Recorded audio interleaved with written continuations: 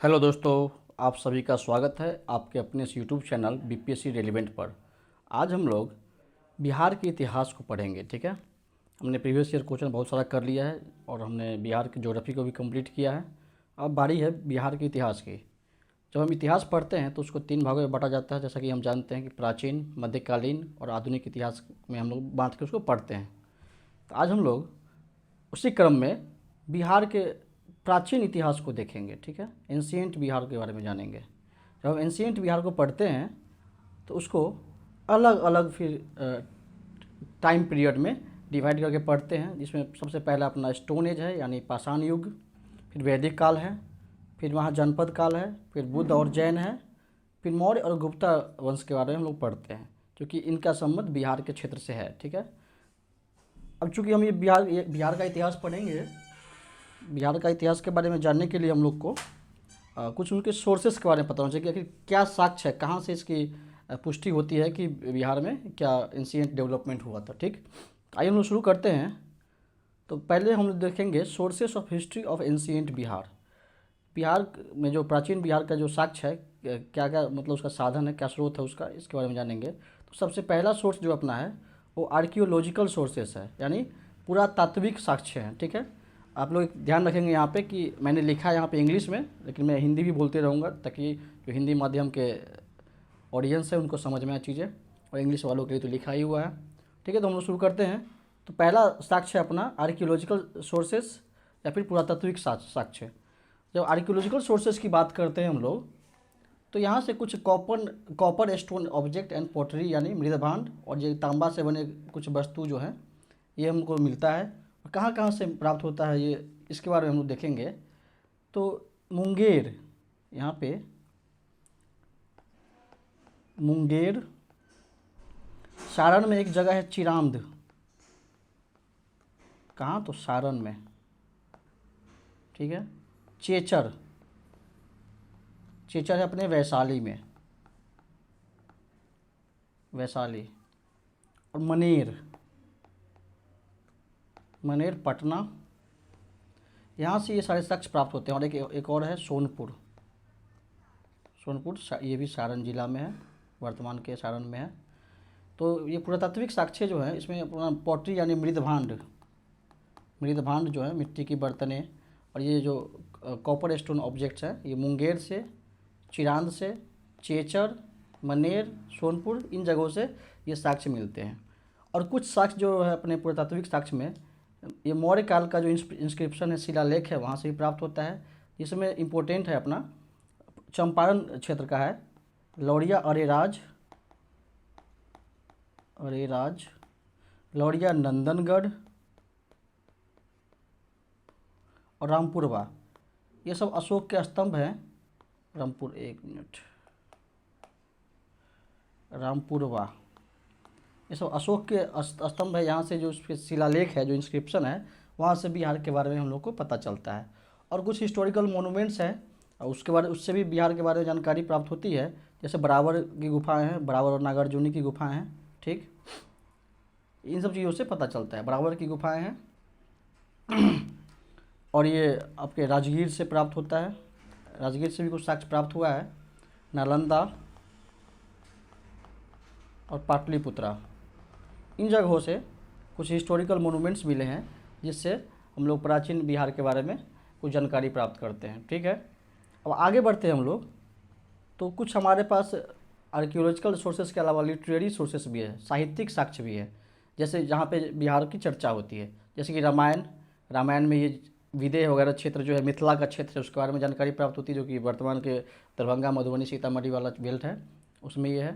ठीक, फिर महाभारत में भी ये अंग प्रदेश का नाम सुने होंगे। ठीक है, अंग जो भी वर्तमान के भागलपुर और बांका वाला क्षेत्र जो है वो अंग महाजनपद में आता था पहले, तो उसके बारे में महाभारत से जानकारी प्राप्त होती है। फिर कुछ बुद्धिस्ट सोर्सेस हैं, वहाँ से भी जो बुद्ध का जो वर्क है उससे भी पता चलता है, जैसे अंगुत्तर निकाय, दीघ निकाय, विनय पिटक, इन सब से बिहार के बारे में जानकारी प्राप्त होती है। ऐसे ही जैन का कुछ वर्क है, जैनिज्म का, जैसे भगवती सूत्र, यहाँ से भी हम लोग को बिहार के बारे में जानकारी प्राप्त होती है। इसके अलावा मेगास्थनीज का जो है इंडिका, आप सभी जानते होंगे कि मेगास्थनीज जो है चंद्रगुप्त मौर्य के दरबार में था। ठीक है, तो उसके इंडिका जो उसने पुस्तक लिखा है उससे भी इसकी जानकारी प्राप्त होती है। फिर फाहियान, इत्सिंग और हेनसांग ये सब जो अपने भारत में आए और इन्होंने नालंदा यूनिवर्सिटी में काफ़ी दिन समय व्यतीत किया, इससे भी हम लोग को बिहार के बारे में जानकारी प्राप्त होती है। और एक और लास्ट लिटरेरी सोर्स है वो है अपना कौटिल्य यानी चाणक्य का अर्थशास्त्र। इस अर्थशास्त्र से हम लोग को जो स्टेट क्राफ्ट्स के बारे में, आर्ट ऑफ स्टेट क्राफ्ट्स मतलब क्या होना चाहिए, how to rule the people, इस तरीके का जो जानकारी प्राप्त होती है अर्थशास्त्र, चाणक्य के अर्थशास्त्र से। ठीक है, ये हो गया अपना साक्ष्य। एक हो गया अपना पुरातात्विक साक्ष्य, दूसरा है साहित्यिक साक्ष्य यानी लिटरेरी सोर्सेस। आइए अब हम पढ़ना शुरू करते हैं। तो हमारा सबसे पहला जो टॉपिक होगा वो होगा स्टोन एज यानी पाषाण काल। चलिए शुरू करते हैं। तो स्टोन एज यानी पाषाण काल की हम लोग बात करें तो पाषाण काल को 4 भागों में बांट के हम लोग पढ़ते हैं। पहला है पैलियोलिथिक एज यानी पूरा पाषाण काल, इसको हम लिख ही दे, आई थिंक हिंदी में लिख देना सही रहेगा। इसको पूरा पाषाण काल कहते हैं। ठीक, फिर मीजोलिथिक एज, इसको मध्य पाषाण काल कहा जाता है। नियोलिथिक एज, नव पाषाण काल। और चैल्कोलिथिक एज यानी ताम्र पाषाण काल, ताम्र पाषाण काल। ठीक है, अब इसके बारे में हम एक एक करके पढ़ेंगे, कहाँ से क्या साक्ष्य प्राप्त होता है, क्या जानकारी प्राप्त होती है। तो बात करते हैं हम लोग पूरा पाषाण काल की यानी पैलियोलिथिक एज की बात करें तो इस समय जो है ह्यूमन जो थे, जो मानव थे, वो मतलब शिकारी थे और खाद्य संग्राहक थे, हंटर और फूड गैदरर थे। क्या थे, ध्यान में रखेंगे आप लोग मेन हिस्ट्री, इंडियन हिस्ट्री में पढ़ते होंगे कि पैलियोलिथिक एज या पूरा पाषाण काल में जो मानव थे वो शिकार करते थे और खाद्य संग्राहक थे। ठीक है, तो इस समय पैलियोलिथिक एज के दौरान हम लोग के मुंगेर और नालंदा में यहाँ से कुछ पत्थर के बने हुए कुल्हाड़ी और चाकू प्राप्त होते हैं। ठीक है, कुल्हाड़ी और चाकू, एक्सेस एंड नाइफ्स, ये सारी चीज़ें हम लोग को प्राप्त होती हैं यहाँ से। ठीक है, ये हम लोग ध्यान रखेंगे। नाइफ्स, क्या नाइफ लिखा गया, कुल्हाड़ी और चाकू हम लोग को मुंगेर और नालंदा के क्षेत्र से प्राप्त होता है जो कि अपने दक्षिण बिहार में है। ठीक है, और ये जो है ना कुल्हाड़ी और चाकू जो है बड़े बड़े पत्थरों से बने हुए थे और कुछ मतलब प्रॉपर शेप में नहीं हुआ करते थे क्योंकि उसमें उतना डेवलपमेंट नहीं था। ठीक है, अब बात करते हैं हम लोग मध्य पाषाण काल की। पैलियोलिथिक एज के बाद मीसोलिथिक एज आता है अपना। तो मीसोलिथिक एज में जो है मानव तो शिकारी थे ही, खाद्य संग्राहक थे, साथ में इन्होंने मतलब पशुपालन भी शुरू कर दिया था। और सबसे पहला जानवर जिसका ये लोग एज ए पालतू पशु के रूप में रखे थे वो था उनका डॉग यानी कुत्ता। कुत्ता को इन्होंने सबसे पहले एज ए पेट इनको रखा था। ठीक है, और मध्य पाषाण काल में क्या होता है कि छोटे छोटे साइज के जो और धारदार नुकीले हथियार जो हैं ये बनने शुरू हो जाते हैं। और इसी तरीके छोटे हथियार जो है कहाँ से प्राप्त होते हैं तो अपने मुंगेर के क्षेत्र से। ठीक है, तो ये कॉमन है, याद रखेंगे, पैलियोलिथिक हो चाहे मीसोलिथिक के जो पूरा पाषाण या मध्य पाषाण काल हो, तो मुंगेर वगैरह का क्षेत्र जो है वहाँ से साक्ष्य प्राप्त होते ही हैं। उसके आगे हम लोग बढ़ते हैं तो नियोलिथिक एज यानी नव पाषाण काल की बात करते हैं। तो नव पाषाण काल में मानव जो है न हंटर रहे न फूड गैदरर रहे, वो फूड प्रोड्यूसर हो गए, मतलब इन्होंने खेती करना शुरू कर दिया। ठीक है, और ये आपस में एक सेटलमेंट में रहने लगे, मतलब एक बस्ती में रहने लगे, घुमंतू की तरह से वांडरर और हंटर के रूप में नहीं रह रहे थे। ठीक है, डेवलपमेंट हुआ। और नियोलिथिक पीरियड यानी नव पाषाण काल का जो है कुछ साक्ष्य जो है अपने बिहार के मैदानी भाग से प्राप्त होता है। जैसे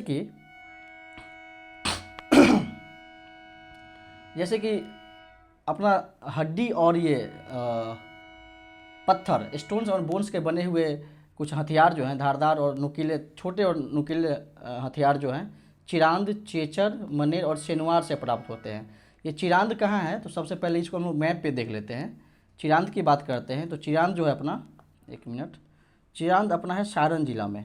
यहाँ पे क्या है, चिरांद है, ये ध्यान में हम लोग रखेंगे। ठीक है, और चिरांद के बाद सोनपुर की बात करें तो सोनपुर भी अपना सारण में है, हम सब जानते हैं। इसके बाद हम आगे बढ़ते हैं तो ये अपना है मनेर। तो मनेर की बात करें तो मनेर अपना पटना, वर्तमान के पटना में है। ये सब कभी कभी पूछ देगा आपसे कि चिरांद वर्तमान के बिहार के किस जिले में अवस्थित है, तो आप लोगों को पता होना चाहिए। और बात करें सेनुआर की, सेनुआर की बात करें तो ये वर्तमान के रोहतास जिला में है। सेनुआर अपने रोहतास जिला में अवस्थित है। तो यहाँ से जो है नवपाषाण काल के धारदार और नुकीले हथियार जो हड्डी और पत्थर से बने हुए थे, स्टोन एंड बोन से बने हुए हथियार थे, ये प्राप्त होते हैं। ये ध्यान रखेंगे, चिरांद, चेचर, मनेर, सेनुआर। उसके बाद हम लोग आगे बढ़ते हैं। एक है अपना चालकोलिथिक एज यानी ताम्रपाषाण काल।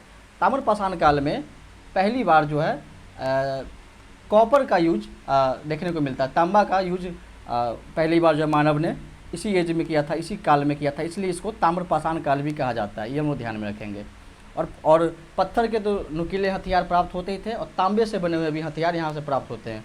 वही जगह लोकेशन सेम है, चिरांद, सोनपुर, ताराडीह, चेचर, मनेर, सेनुआर। ठीक है, ये हम लोग ध्यान में रखेंगे।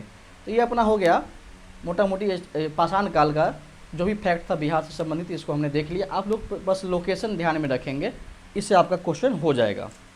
तो आगे बढ़ते हैं हम लोग।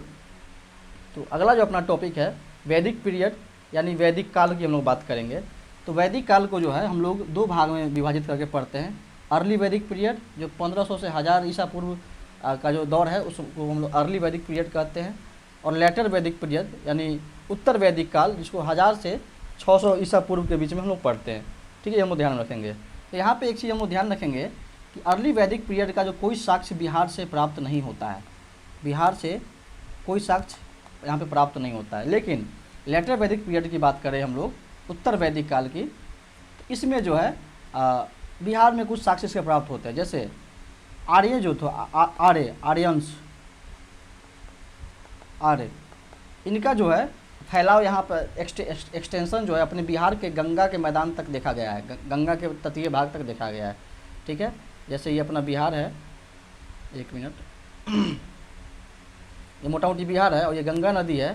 तो इनका जो है एक्सटेंशन ये गंगा के तट तक देखा गया है। ये हम ध्यान में रखेंगे लेटर वैदिक पीरियड में। ठीक है, सॉरी गंगा नहीं, माय अपोलॉजी, क्या बोलते हैं उसको, माफ़ी चाहूँगा मैं, इंग्लिश भी उतना ही अच्छा है अपना।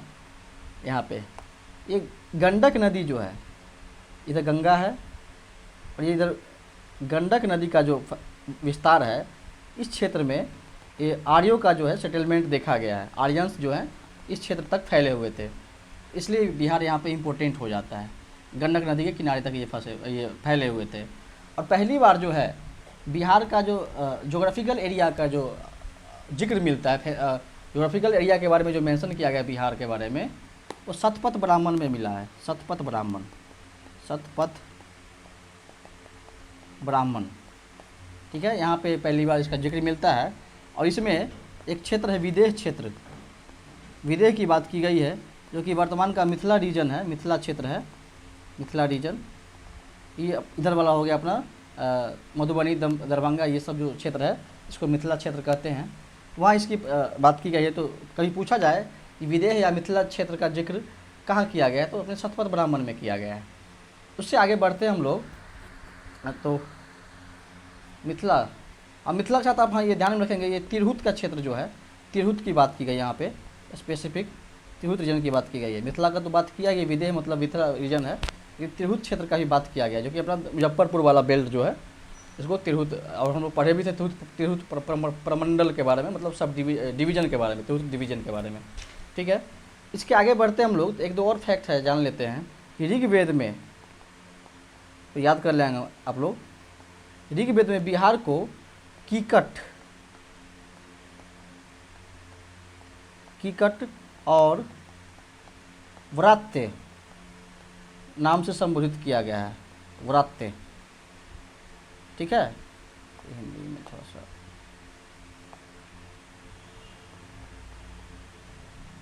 व्रात्य। ऋग्वेद में कहीं पूछा जाए कि कीकट और व्रात्य का जो जिक्र है बिहार के बारे में कहाँ से प्राप्त होता है, तो ये ऋग्वेद से होता है अपने, ये हम लोग ध्यान में रखेंगे। एक पुराण है वाराह पुराण, वाराह पुराण। यहाँ पे कीकट का क्षेत्र जो है इसको ना इम्प्योर रीजन मतलब अशुद्ध क्षेत्र के रूप में कहा गया कि नहीं, ये मतलब ये लोग इम्प्योर थे। कीकट जो प्रदेश है, कीकट प्रदेश को वाराह पुराण में इम्प्योर रीजन के रूप में बताया गया है।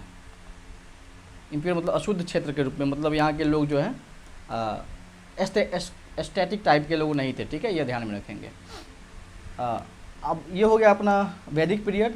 इसके बाद जो अपना एंशियंट बिहार में पढ़ना है ये है महाजनपद पीरियड, बुद्धिज्म और जैनिज्म है, मौर्य और गुप्ता डायनेस्टी है। तो इसके बारे में हम लोग सेपरेट वीडियो में पढ़ेंगे। और आप लोग इस महाजनपद, बुद्ध, जैन, ये मौर्य, ये सब तो आप लोग भारत के इतिहास में पढ़ते ही होंगे। फिर भी हम लोग थोड़ा बहुत देख लेते हैं, आगे बढ़ते हैं। तो यहाँ पे बात करते हैं हम लोग अगर महाजनपद की, तो 16 महाजनपद हुए कुल, जिसमें से 3 महाजनपद अपने बिहार के क्षेत्र में अवस्थित थे। इसमें सबसे पहले है अपना वज्जी, जिसको लिच्छवी भी का गणराज्य भी कहा गया है, फिर मगध का क्षेत्र, और अंग, और जिसकी राजधानी चंपा थी। अंग यानी ये भागलपुर और बांका का क्षेत्र, बांका ये जो है वर्तमान का भागलपुर और बांका, ये अंग प्रदेश के रूप में जाना जाता था। मगध की बात करें तो गया, नवादा, इन सब क्षेत्रों में, राजगीर, इन सब क्षेत्रों को मगध प्रदेश कहा जाता था।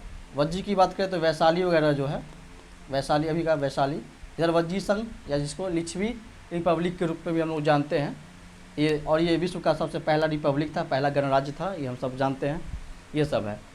और उसके बाद इम्पोर्टेंट हो जाता है सबसे ज़्यादा कि हम लोग इस 3 जनपद में हम लोग को मगध जनपद के बारे में पढ़ना है, क्योंकि इसका काफ़ी अच्छा रूल रहा है यहाँ पे बिहार के क्षेत्र में। मगध के बारे में हम लोग पढ़ेंगे।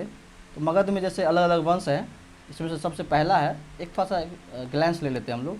पहला है हर्यक वंश, इसको हर्यक डायनेस्टी या फिर पितृहंता वंश भी कहा जाता है। फिर शिशुनाग आएगा, शिशुनाग, फिर नंद, जिसमें धनानंद, महापद्म नंद के बारे में आप लोग पढ़े होंगे, नंद वंश। उसके बाद मौर्य वंश, इसके संस्थापक थे चंद्रगुप्त मौर्य, चाणक्य की मदद से नंद वंश के धनानंद को पराजित करते हैं और मौर्य वंश की स्थापना करते हैं। उसी में महान राजा हुए अपने अशोक, अशोक द ग्रेट। ये हो गया तो हर्यक वंश, शिशुनाग वंश, नंद वंश, मौर्य वंश।